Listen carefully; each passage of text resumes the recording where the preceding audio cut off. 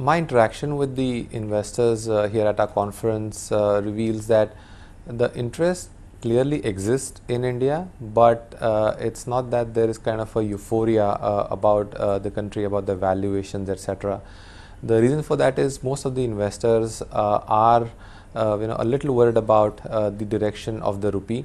While the currency has appreciated, but it has been quite volatile, and the markets have also been volatile.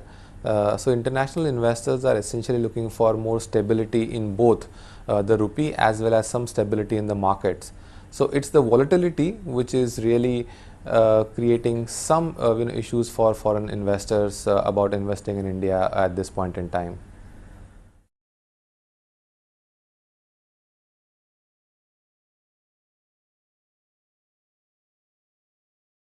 I think the Reserve Bank of India has done the wise thing.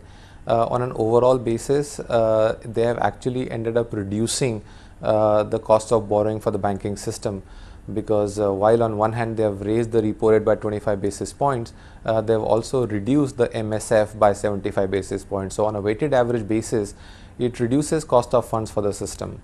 But clearly, the increase in the repo rate was not really anticipated, and the market has reacted negatively, for that. But I personally believe that it's the right thing to do what the RBI has done.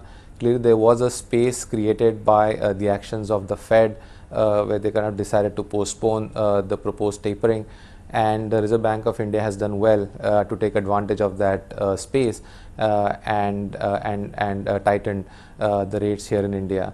The outlook on the growth is subdued, not just because of what the RBI has done, but also because of the other economic parameters and the fact that the government will need to reduce its spending level to meet the fiscal deficit target, and also we have been seeing higher rates in general. So the outlook on growth remains weak.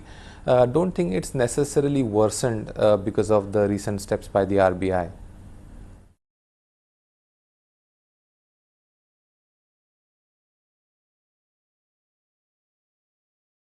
Yeah, the rupee has gotten stronger from the recent lows. It has moved up from 69 to a dollar to almost 63 now. But our basic thesis still remains that the capital flows and the current account deficit, are not going to be sufficient to drive continual uptake on the rupee.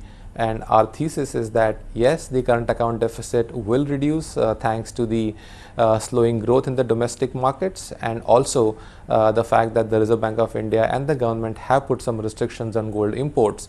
But we're still talking about more than $70 billion of current account deficit, and if you look at the capital inflow structure which is required for financing of the current account deficit, we note that 1/3 of the total capital inflows are attributable to the portfolio inflows from the foreign institutional investors, both in debt and equity put together. And while the tapering has been postponed for now, I don't think that we can expect the similar numbers of $25 billion a year that we used to see from the portfolio investors. So there is going to be some shortfall on the financing of current account deficit.